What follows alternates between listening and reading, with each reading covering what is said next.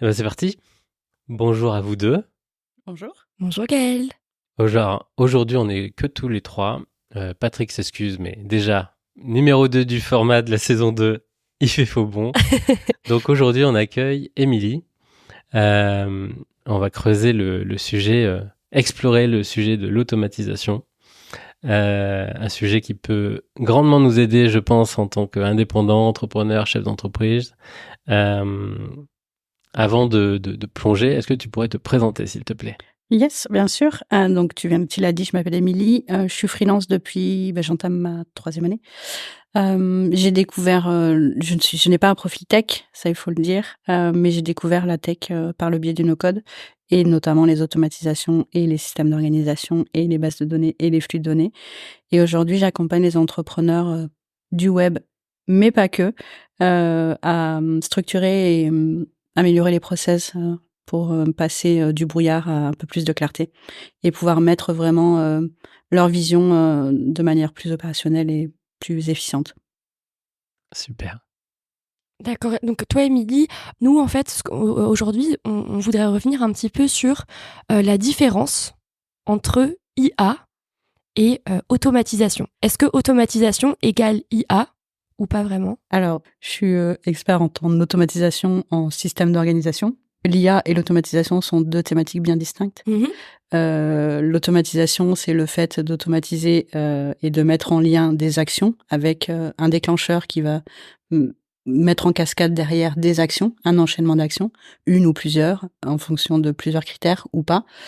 L'IA, c'est vraiment c'est un autre délire, hein, c'est vraiment une autre thématique. C'est beaucoup plus poussé, c'est beaucoup plus de... Moi, j'irais pas sur le terrain de l'IA, c'est là vraiment une technologie avancée. Tu peux pas, faut être vraiment développeur pur pour pouvoir faire de l'IA, développer de l'IA. Tu peux construire un SaaS, peut-être développer un SaaS avec des outils no-code en mettant derrière l'IA qui a déjà été développée de type ChatGPT par OpenAI.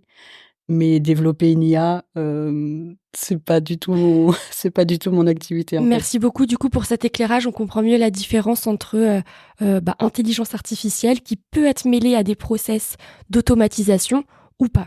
Ouais. Est-ce que tu as des outils à nous partager en automatisation des tâches, puisque on sait que aujourd'hui, en tant qu'entrepreneur justement, on a envie de gagner du temps. Et donc, est-ce que tu as des outils? Et après, on reviendra peut-être sur l'entonnoir, le fameux entonnoir de conversion client avec ces 4 fameuses étapes et le processus idéal de réflexion en amont où on se pose, où on se dit comment on attire le client, etc.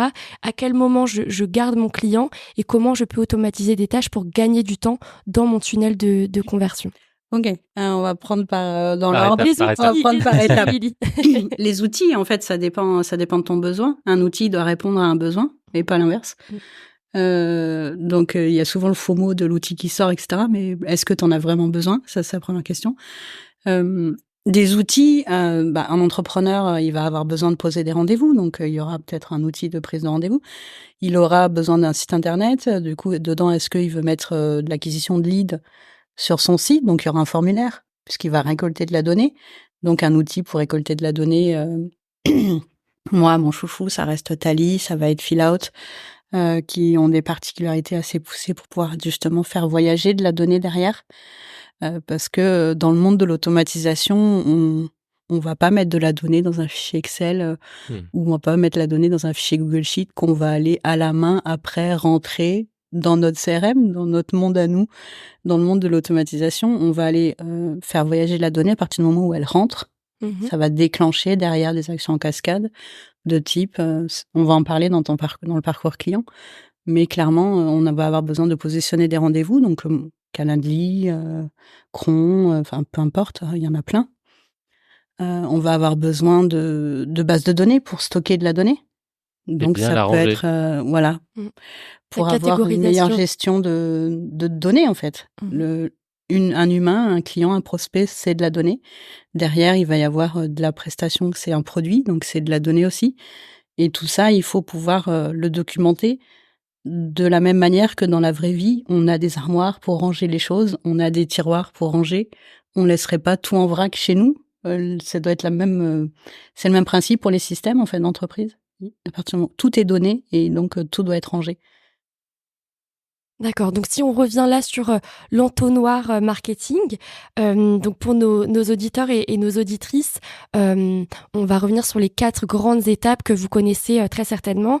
Donc, la première avec la découverte de l'entreprise. Ensuite, une fois qu'on a passé cette étape de découverte, on arrive à l'étape de décision avec tout ce qu'il y a toutes les comparaisons qui sont effectuées justement avant l'étape d'achat potentiel, donc de conversion à proprement parler. Et puis ensuite, une fois que la conversion est effectuée, nous avons la fidélisation.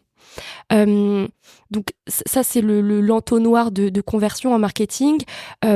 Toi, Émilie, dans ton secteur d'activité, comment est-ce que tu procèdes ? Est-ce que tu aides à la réflexion en amont, justement ? Et ensuite, qu'est-ce que tu proposes ? Ou en tout cas, quelles sont les plus grandes tâches à automatiser pour gagner du temps dans le quotidien des entrepreneurs ? Ok. Oui. C'est ton parcours client qui va être pensé et qui va être pimpé et qui va avoir de la force grâce potentiellement à l'automatisation. Puisqu'on va pouvoir... tu as besoin d'être visible. Qu'est-ce qui fait que tu es visible ? Tu as un site internet, ok. Tu vas récolter de la donnée. Tout de suite, il va y avoir des actions derrière qu'on va pouvoir automatiser. Pour être visible, on a besoin de communiquer. Pour communiquer, tu as besoin de brainstormer. Et là, l'IA, dont on parlait tout à l'heure, va pouvoir rentrer en jeu dans une automatisation. Tu vas pouvoir brainstormer avec ChatGPT, par exemple, et lui demander de te produire des contenus d'avance sur telle thématique. Donc ça, tu vas pouvoir même l'automatiser, ta création de contenu, dans des scénarios qui sont un peu avancés, mais qui restent quand même accessibles, parce que le no-code, c'est pas facile, mais c'est accessible. C'est ça la nuance. Peut-être que, juste pour préciser, moi, ce que je comprends derrière la satisfaction client, c'est de passer du temps avec eux sur les choses essentielles. Et justement, le fait d'automatiser, de gagner du temps sur des tâches qui peuvent l'être, ça va nous permettre de soulager, on va dire, soit le management, soit la direction, soit les équipes en interne sur des choses dont ils n'ont plus besoin de penser, et ils vont se concentrer sur ces petits moments où il faut être en relation directe, en interaction directe, répondre présent et rapidement à des coups de téléphone, des mails de SOS. Yes.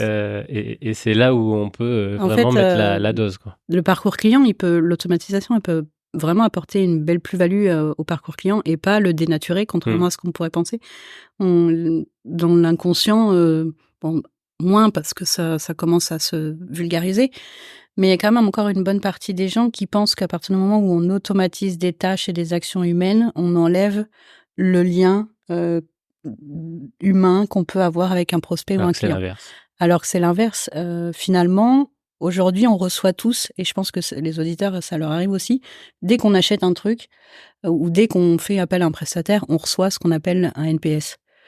C'est la fameuse question, est-ce que vous recommanderiez ce produit ou ce service à un ami, un proche, un collègue de 0 à 10 ? L'automatisation, par exemple, permettrait de récolter les notations et derrière de déclencher, ok, si c'est inférieur à 7, eh ben, tout de suite, on envoie et on notifie la personne qui est en charge du service client pour aller chercher le pourquoi du comment. Et là, on laisse passer finalement les bonnes notes. On peut même mettre en place des actions derrière, envoyer un mail, faire livrer un truc. Tout est, en fait, le seul limite, c'est l'imagination. Et qui est l'imagination et le dessin du parcours client qui a été fait avant. Finalement, le parcours client, il est dessiné avant même. D'abord, c'est le parcours client qu'on imagine, qu'on pense. Ok, moi, je veux que mon client il ressente ça. Je veux pas qu'il soit frustré à tel moment, etc. Comment les outils d'automatisation vont pouvoir nous aider ? Est-ce que les outils qu'on a déjà en place dans la structure nous permettent de le faire aussi, de l'automatiser ? Parce qu'il y a cette question-là aussi. Est-ce que nos outils sont automatisés ? Est-ce qu'on peut les utiliser dans des scénarios ? C'est pas toujours. Bon, il y a quand même de plus en plus d'API, etc., qui nous le permettent. Mais Ça, c'est la première question. Où est-ce que perd mon temps finalement dans mon parcours client? Et puis après, tu viens de dire un gros mot peut-être pour des dirigeants ou des auditeurs. API, ça peut vite être une usine à gaz si on les multiplie, si on les additionne, et si on fait tout d'un coup. Ouais. Donc il y a peut-être des étapes aussi. L'implémentation, des de toute niveaux. façon, elle doit se faire par itération. C'est le propre d'un bon développement, c'est de savoir itérer, de voir ce qui marche pas, d'ajuster. Et on va pas tout automatiser d'un coup. Il faut d'abord, je pense, analyser les besoins, c'est la base. Et si on sait pas, il suffit de traquer son temps ou par notre temps. C'est vraiment la grosse question auquel les gens sont pas forcément capables de répondre. Où passent mes journées? Qu'est-ce que je fais? Les 2 précédents épisodes, c'était l'une des grandes questions sur la gestion de son temps et de sa vie perso, l'équilibre perso-pro. Donc, mais le fait de traquer, on voit vraiment, ça nous permet de prendre de la hauteur sur notre propre vie, en fait, ce qu'on ne fait jamais, on va pas se mentir. C'est quand même très rare qu'on se pose et qu'on se dise « Ok, j'ai fait quoi cette dernière semaine ? Ok, là, il faudrait que j'ajuste. » Mais en fait, dans un processus de réflexion pour optimiser son organisation, ça doit être le point de départ. Il faut savoir d'où on part pour déterminer où on va. Et ces 4 dernières années, est-ce que il y a des grands besoins qui se rejoignent, ou en tout cas qui sont assez redondants d'un client à un autre que tu as pu accompagner? Est-ce que tu te rends compte qu'en fait, une fois qu'ils se sont posés, ils ont souvent le même problème? Déjà, ils se rendaient pas forcément compte du temps perdu sur des tâches. Tu vois, par exemple, des reportings. Ça, c'est l'angoisse. J'ai eu des clients qui faisaient, qui mis bout à bout. Alors, ils se disaient, c'est qu'une demi-heure. C'est qu'une demi-heure. Mais mis bout à bout sur un mois, ça faisait 2 jours. Et quand tu automatises le reporting, tu gagnes 2 jours. Et les 2 jours, t'en fais. Le temps, c'est vraiment notre ressource qu'on peut jamais rattraper. Hein. Tu peux racheter un bureau, tu peux racheter un PC, mais le temps que tu as perdu, il est dead, c'est mort. Et quand tu te rends compte que grâce à un scénario ou grâce à plusieurs scénarios d'automatisation, tu peux récupérer cette ressource qui est tellement précieuse, que ce soit pour bosser sur d'autres projets ou alors juste pour ta vie pro, ta vie perso aussi. Et finalement, tu te rends compte que l'automatisation, tu vois, là où au départ, ça peut être perçu comme j'enlève l'humain, mais je reprends la main sur mon temps. Je reprends la main sur le temps, ou sur le temps de mes collaborateurs. Pas forcément pour supprimer de l'humain, mais pour le mettre au bon curseur, au bon endroit. Et puis je pense que c'est quelque chose de positif aussi, parce que oui, ça remplace certains travaux qui peuvent être effectués par des humains, mais finalement en général c'est très opérationnel, c'est des tâches qui sont rébarbatives, donc en fait qui peuvent être effectuées par des robots effectivement, ou par des automatisations en tout cas. Quand je dis robots, ce sont même des outils. Je pense là à Make et Zapier, si nos auditeurs et nos auditrices ne connaissent pas. C'est un petit peu tu vas me dire après, Émilie, comment toi tu les caractérises, tu les définis, et c'est compliqué je pense, mais en tout cas pour vulgariser, c'est peut-être c'est ce qui fait en tout cas parler les différentes API, les différents outils, que ce soit Excel, Gmail, etc. C'est ce qui fait parler les outils entre eux et qui permet justement l'automatisation possible. Alors, attention. Presque. En fait, ça les fait pas parler. Ce qui les fait parler, c'est le gros mot qu'on a dit tout à l'heure. C'est l'API qui fait parler de la donnée. C'est là vraiment l'API qui va déterminer quelles sont les possibilités de jouer avec la donnée. Il y a des API qui vont te permettre de poster, il y a des API qui vont te permettre d'écrire de la donnée, il y a des API qui vont te permettre juste d'accéder à de la donnée, de la lister et pas plus. Ça, c'est l'API qui te donne les possibilités de langage de la donnée et de comment tu peux la faire voyager. C'est vraiment l'API. Make et Zapier, c'est les connecteurs. Faut vraiment que c'est des animateurs de groupe. Ils vont dire, OK, alors toi, t'es arrivé. Oublie pas. OK, alors tu vas voir machin. Oui. C'est vraiment des connecteurs, des liants. Il faut les voir comme des liants et des passerelles. C'est eux qui vont créer les ponts entre tous les différents outils pour générer des actions en cascade. Et donc toi, tu es chef de cuisine de tous ces ingrédients. Tu fais une recette sur mesure en fonction des goûts, du coup des besoins des entreprises, quoi. C'est ça. Est-ce que tu pourrais nous partager un cas pratique, un exemple standard sur un parcours client là, tu vois, je viens de finir une presta. C'était donc la prise de rendez-vous sur Calendly. Il y avait déjà Airtable qui permet de faire de la gestion de données en masse. Donc c'est un outil no-code qui permet beaucoup plus que faire des bases de données parce qu'il y a tellement de fonctionnalités. Allez voir, cliquez sur Airtable, sur Google, allez voir. J'ai plongé dedans et c'est immense. Et du coup, il l'utilisait pas finalement sur Airtable. Il avait déjà l'outil, il le paye. Hein. Airtable, il y a quand même un petit budget. Mais il l'utilisait pas, donc il rentrait pas. Il utilisait Calendly pour prendre ses rendez-vous, mais il avait pas de rappel de rendez-vous. Finalement, la donnée chez lui, il l'a récupérée à plein de pots, dans plein de bocaux, mais il se rappelait plus dans quel bocal allait la donner, donc il allait pas la chercher.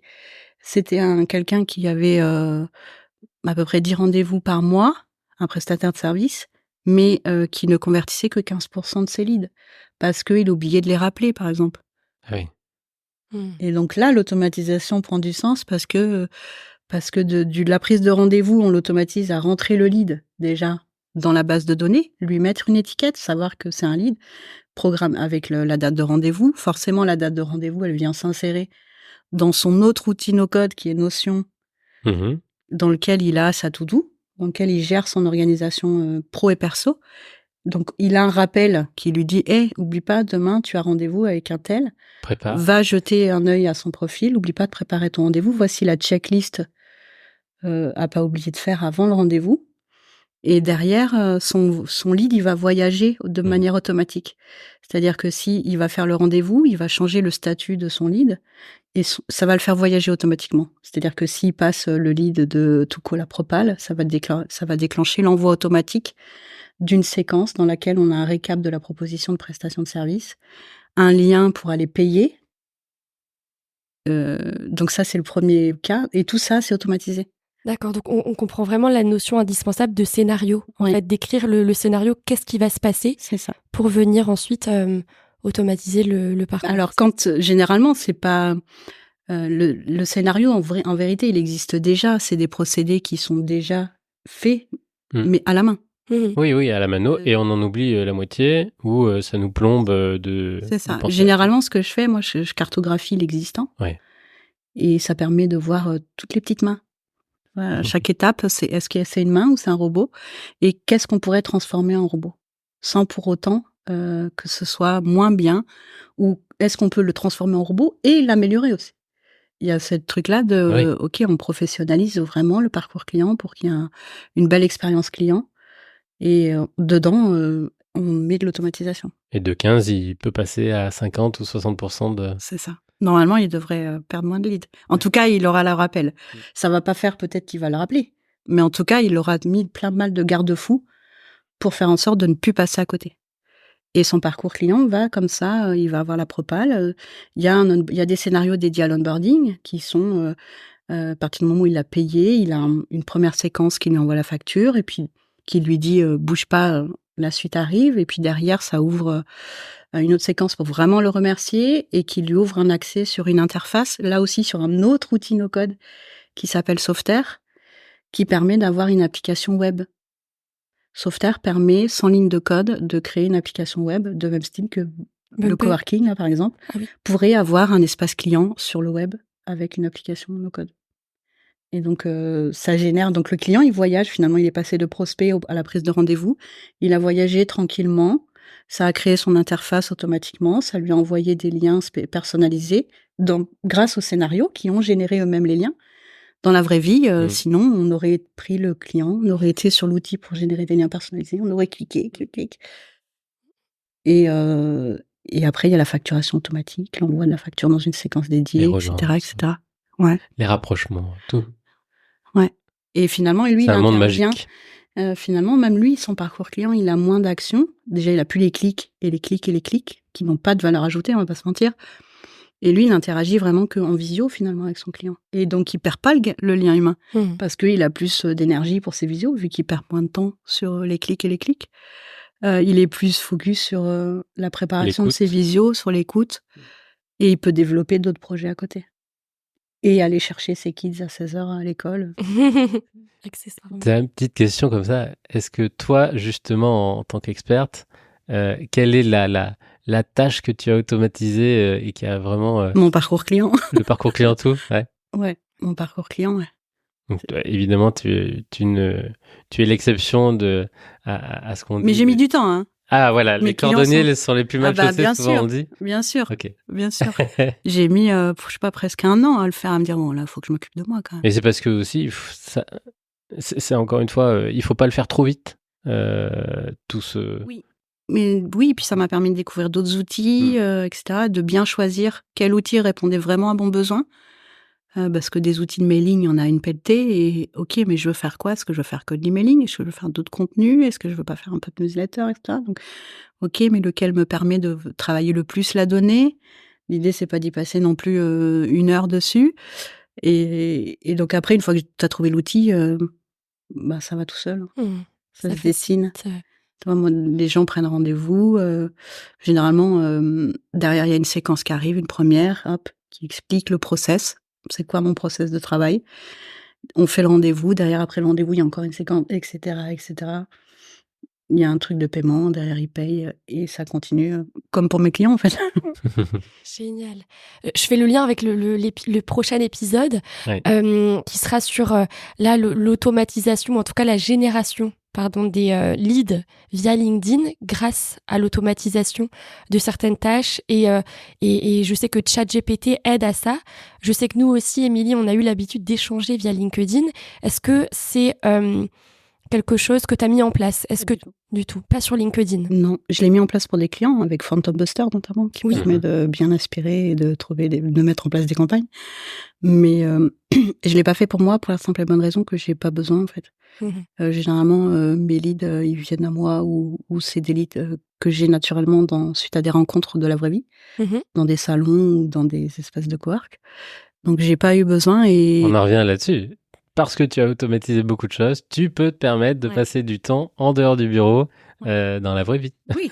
Pour rencontrer. Sinon, j'aurais pas pu faire des salons ou aller partir.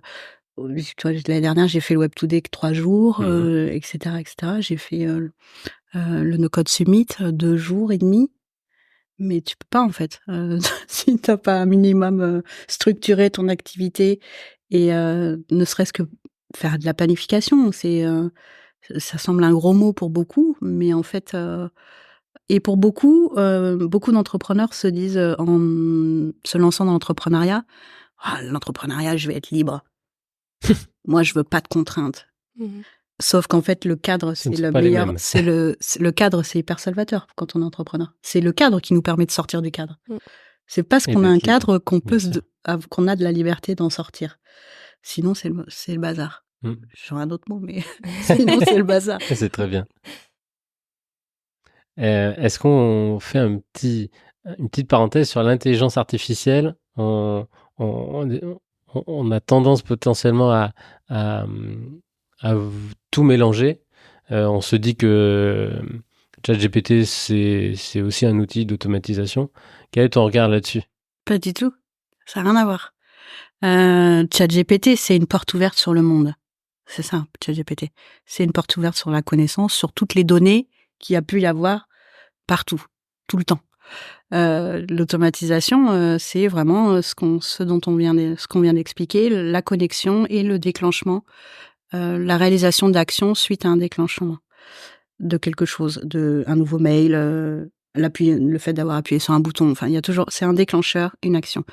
Par contre, l'IA peut être intégrée dans des scénarios. L'IA peut être une action, le fait d'aller demander à l'IA. On peut très bien imaginer que dans un scénario, l'IA va aller générer des propositions de contenu.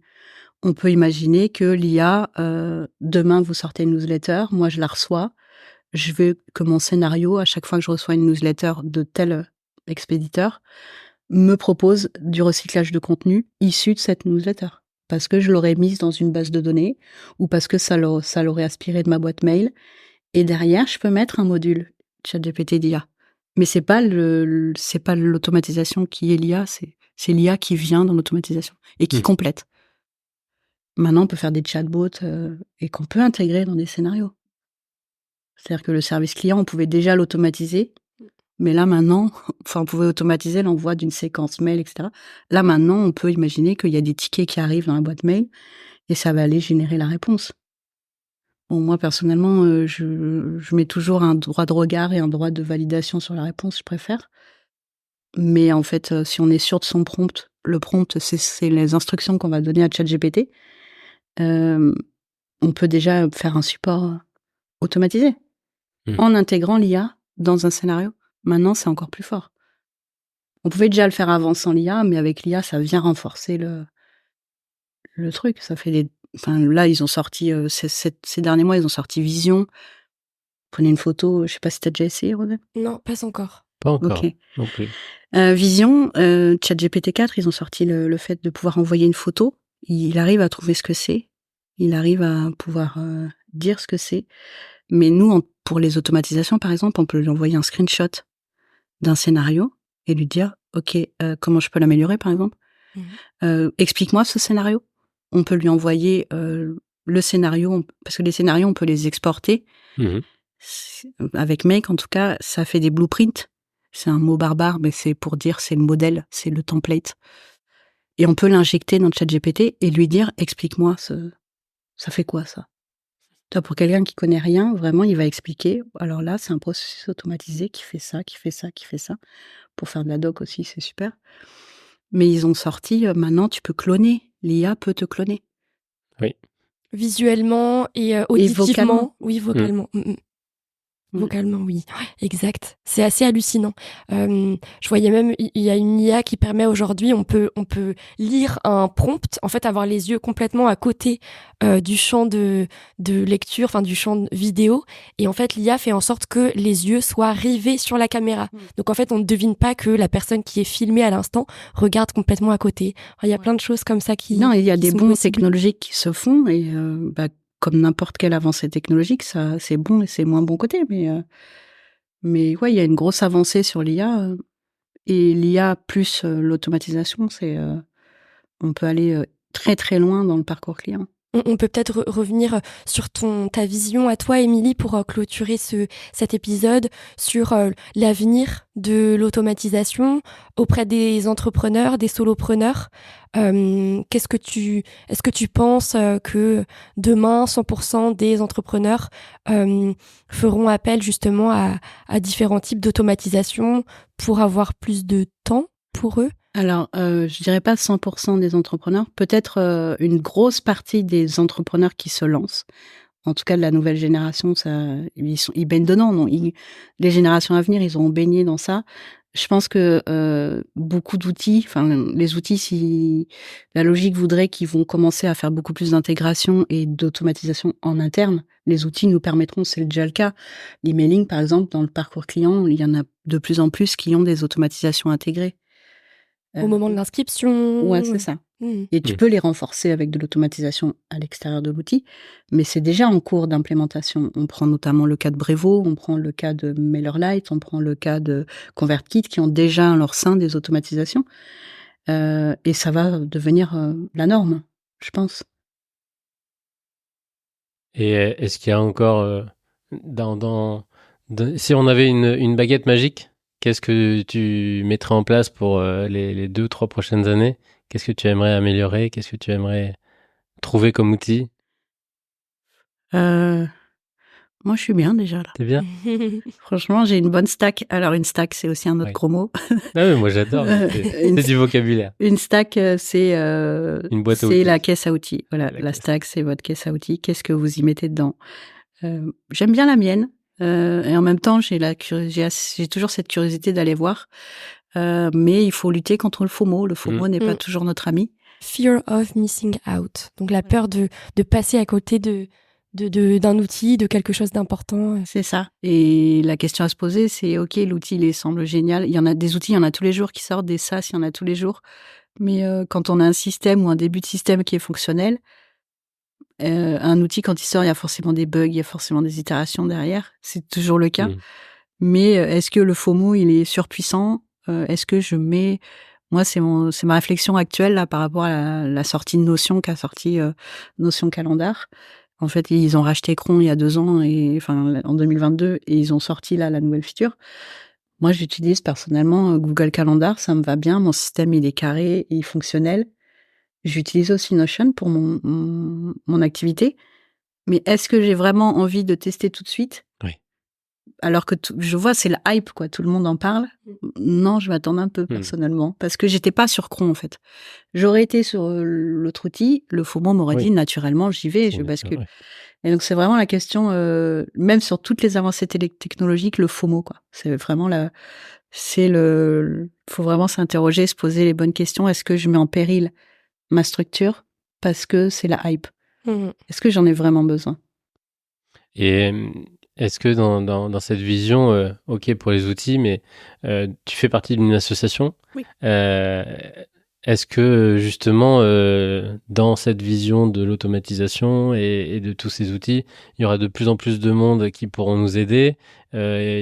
Comment vous reconnaissez? Comment vous vous améliorez? On se sent, on se voit. Oh, toi, t'es No Code. Donc, oui, je fais partie de l'association No Code France, qui n'est pas limitée qu'aux automatisations. Okay. C'est vraiment le terme No Code. On englobe tous les outils du No Code. Puisqu'il n'y a pas que l'automatisation, no code, c'est une thématique assez vaste. L'idée, c'est vraiment de démocratiser et de vulgariser c'est quoi le no code, parce que ça fait 3-4 ans que ça émerge. C'est pas encore hyper connu, et pourtant c'est un monde incroyable. À partir du moment où on pousse les portes du no code, on se rend compte que le no code a la capacité de casser les barrières socio-professionnelles, sociales même. On peut véritablement prendre confiance en nous grâce au no-code. Ouais, le no-code France, il y a tous les âges. Il y a des no-code builders qui ont plus de 50 ans, il y en a qui ont 15 ans, il y en a qui ont 20 ans. Il y a vraiment tous les âges, il y a des appétences tellement diverses sur des outils comme de base de données, mais aussi des applications. Finalement, le fil conducteur, c'est la donnée, comment elle voyage, qu'est-ce qu'on en fait, comment on la traite, comment on la met en avant avec du back, du front, le devant, le derrière. Des sculpteurs de données. C'est ça. Et on est plus de pas loin de 15 000 personnes. Okay. Il y a un Slack, notamment. Slack, c'est un outil de discussion qui est gratuit et ouvert à tous. Même au nom. Okay. Donc, on peut venir poser des questions. Ah oui. Et trouver c'est une vraie belle communauté d'entraide. Avec, il y a toujours quelqu'un pour répondre à la question ou se partager les use cases. Si vous voulez savoir, allez voir sur Google, No Code France. Ça va vous donner. Super, ils sont surtout hyper généreux en contenu, quoi. Ils ont toujours du contenu de valeur assez fou, avec des live Twitch sur des thématiques. Un grand merci, Émilie, pour tout cet éclairage. Nous, on a avancé. On a appris beaucoup de choses. On a mis quelques doigts dedans dans cet engrenage, mais il faut toujours le questionner et vraiment aller au bout, je crois. Par contre, j'ai une petite mise en garde pour ceux qui vont aller dans l'automatisation, c'est qu'après, vous allez avoir tendance à regarder tous les process. Ah oui. Après, une fois qu'on a mis les doigts dedans, on va se dire, OK, tu fais comment, toi, déjà? Tu sais que tu pourrais faire. Donc, c'est le seul risque, c'est de tomber dedans et de... C'est un risque positif. Faire gagner du temps aux gens qui nous entourent, c'est bien. Non, c'est chouette. Merci à vous pour l'invitation. Merci, Émilie. À bientôt. À bientôt.